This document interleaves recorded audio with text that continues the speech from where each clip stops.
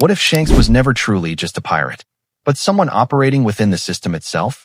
Not a marine, not a spy, something far more dangerous. A man who understands the rules of this world so completely that he has learned to use them. Within the world of One Piece, few figures command the kind of silent authority that Shanks does. He is one of the four emperors, a Yonko, a title that, by definition, places you among the most feared, most powerful, and most lawless individuals on the Grand Line. Emperors carve out territories. They rule through dominance, fear, and force. Kaido sought to transform Wano into a weapons factory and remake the world through pure, nihilistic destruction. Big Mom built an empire through fear, matriarchy, and terror. Blackbeard climbed to power through murder, betrayal, and the deliberate dismantling of order. And then there is Shanks. Shanks holds no nation. Shanks annexes no territory. Shanks does not appear in headlines because he burned down a city. He appears in headlines because the world trembles at the idea that he might. This is the first anomaly. And in One Piece, a story built on meticulous narrative architecture by Oda Eiichiro. Anomalies are never coincidental. Today, we're going to examine the evidence carefully. We're not going to speculate wildly.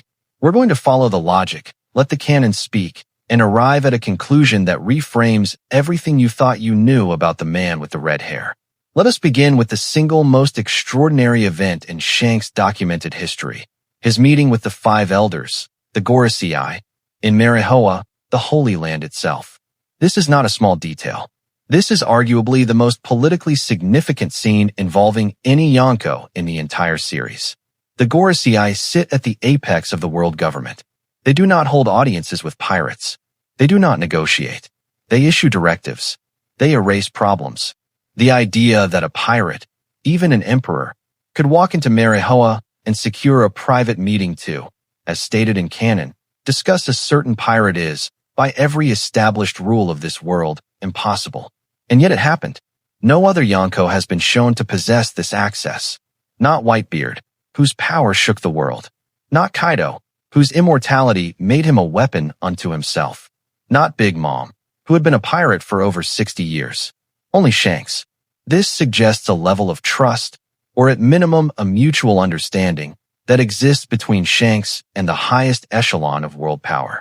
Either the Gorosei respect Shanks enough to hear him, which implies a relationship built over time, or Shanks holds information, leverage, or status significant enough that refusing him would carry consequences the world government is unwilling to accept. Either interpretation points to the same conclusion. Shanks does not operate in opposition to the world government. He operates in proximity to it. Now let's examine what Shanks does with his power, because patterns of behavior are often more revealing than origin stories. At the Battle of Marineford, one of the most catastrophic events in recent One Piece history, the balance of the world was actively unraveling. Whitebeard had been killed. The Marines had suffered devastating losses. Blackbeard, freshly empowered, was threatening to level what remained of Marineford, and Whitebeard's allied commanders were preparing to fight to the last man. Shanks arrived. The war stopped. No coercion. No prolonged battle. He walked onto that battlefield with his crew, made his presence known, and both sides stood down. He then personally took custody of Whitebeard's body, offering the Marines the ability to end the conflict with dignity intact. This is not how pirates behave. This is how arbiters behave. Based on this evidence, Shanks appears to prioritize balance over dominance in every major strategic decision we've seen him make. Contrast this with Kaido, whose entire philosophy was rooted in the glorification of destructive war. Contrast it with Big Mom, who would let thousands suffer rather than relinquish a single crumb of control. Shanks intervenes when the scale tips too far. And crucially, he intervenes in ways that benefit systemic stability, not personal gain. This pattern suggests intentional design rather than coincidence. It suggests a man who has decided, whether by duty, philosophy, or agreement, that his role in this world is to prevent total collapse. This next point requires us to be precise. We are not stating this as fact. We are examining a hypothesis supported by narrative evidence and symbolic framing. The question of Shanks' origin has never been fully answered in canon. What has been established is that Shanks was found as an infant inside a treasure chest on a ship that had been captured by Joel D. Roger. He was, in essence, a child with no known parents, no documented lineage, and no explained origin, in a story where bloodlines are almost always narratively significant. He grew up aboard the Oro Jackson, the ship of the Pirate King. He was present at Laugh Tale. He was there at the end of an era that reshuffled the entire world order. Now consider the narrative architecture of One Piece.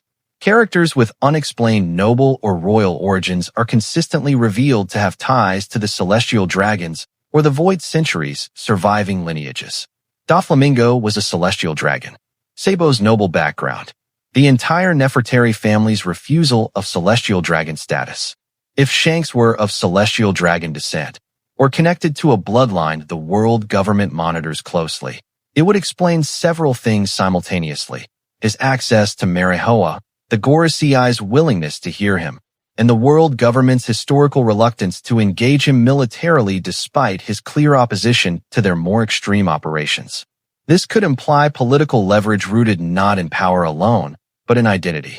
That Shanks is not just a pirate they tolerate, but a figure whose existence, and whose goodwill, carries weight they cannot simply eliminate. Again, this is a hypothesis. But in One Piece, hypotheses built on this much convergent evidence rarely turn out to be wrong. The final pillar of this argument rests on what may be Shanks' most strategically significant act, one that is rarely examined for what it actually means. Shanks gave his arm to save Monkey D. Luffy. On the surface, this reads as a moment of pure compassion, a man sacrificing himself for a child he'd grown to care about. And it is that. But consider the downstream consequences of that single act. By giving Luffy his straw hat, by investing in him emotionally and symbolically, Shanks effectively directed the trajectory of the next generation's most powerful wild card. Luffy, who would go on to defeat Kaido, dismantle the warlord system, challenge the world government's narrative at Enies Lobby, and ultimately become the figure at the center of the world's next great upheaval, was set in motion by Shanks. Was that accidental? Consider that Shanks is a man who, by all accounts, is extraordinarily perceptive. He saw Roger's will in Luffy. He understood what kind of person Luffy would become, and he chose, deliberately, to invest in that potential, and then step back, allowing Luffy to develop freely rather than guiding or controlling him. This is the behavior of someone playing a very long game. Someone who understands that the next chapter of this world will not be written by emperors, but by the generation that comes after them, and who wants to ensure that generation moves in a direction that results in transformation rather than annihilation. Based on this pattern, Shanks' interventions across the timeline, meeting the Gorosei, stopping Marineford, guiding Luffy, read not as reactive decisions, but as moves in a deliberate strategy. A strategy aimed at steering the world toward a specific outcome, while maintaining the freedom to act outside any institution's direct control. Now, intellectual honesty demands we take the opposing evidence seriously. And there is genuine opposing evidence. First, Shanks saved Luffy at enormous personal cost. A man operating as an agent of stability, someone with calculated political relationships and long-term strategic goals, does not typically lose an arm for a child he met weeks ago. That act, more than almost anything else in Shanks' history, speaks to genuine emotional investment. It challenges the idea that Shanks is primarily a political actor. It suggests that at his core, he acts on human connection, not institutional allegiance. However, and this is important, these two things are not mutually exclusive. A person can be emotionally genuine and politically sophisticated. The fact that Shanks cares about Luffy does not preclude the possibility that he also understands the geopolitical significance of what Luffy represents. Second, Shanks operates with full independence from the Marines. He has never taken orders. He has never deferred to Marine authority. He has attacked government ships when necessary. His crew operates freely across the seas. Nothing in his behavior resembles that of a subordinate. This evidence genuinely weakens the most simplistic version of this theory, the idea that Shanks is secretly working for the world government. That version doesn't hold. The canon is clear. Shanks is not a Marine asset. Third, his piracy appears authentic. Shanks earned his Yonko status through combat and presence. His crew is powerful, loyal, and genuinely feared. His life reads as that of a real pirate who chose freedom over the system. All of this is true. All of it must be accounted for. Which is exactly why the conclusion we're building toward is not Shanks is a Marine, but something considerably more nuanced. Here is what the evidence actually supports. Shanks is not a Marine. He is not an agent of the world government. He holds no title, no rank, no formal allegiance to any institution. But Shanks may be something rarer and more significant than any of those things, a balance agent. A man who has chosen, either by conviction or by circumstance, to function as the living counterweight of this world, operating between piracy and governance, neither fully inside nor fully outside either system, with the rare and terrifying capacity to influence both. Think about what that actually means in structural terms. The world government maintains control through force, fear, and information suppression.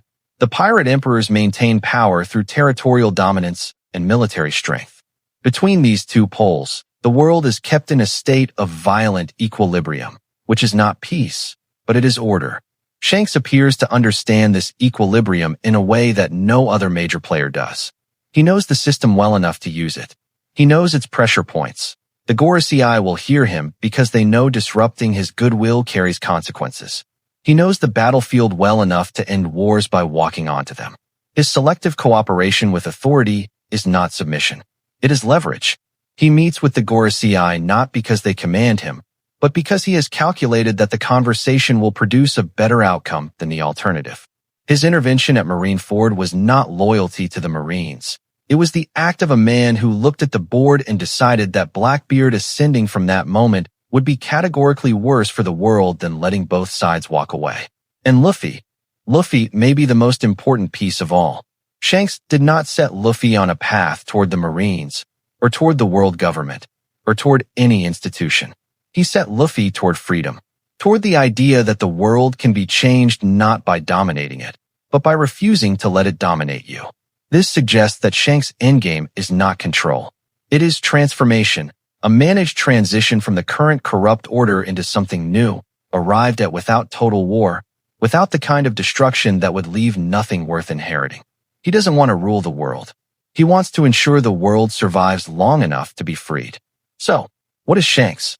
He is not a Marine. He is not a puppet. He is not a saint. And he is not simply a pirate. He is, perhaps, the only man in this story who has looked at the entire board, the world government, the void century, the will of the D, the dreams of the next generation, and made a conscious, deliberate choice about exactly where to stand. Not inside the system, not against it, but at its edge, close enough to move it when it needs to move, free enough to refuse it when it demands too much. In a world where everyone is fighting to dominate or survive, Shanks is fighting for something quieter and more difficult, balance. And in One Piece, balance is always the thing that is hardest to hold, and the thing that matters most when it finally breaks. Is Shanks truly free? Or is he the only pirate who understands the system well enough to move within it, and wise enough to know that the most powerful thing he can do is wait?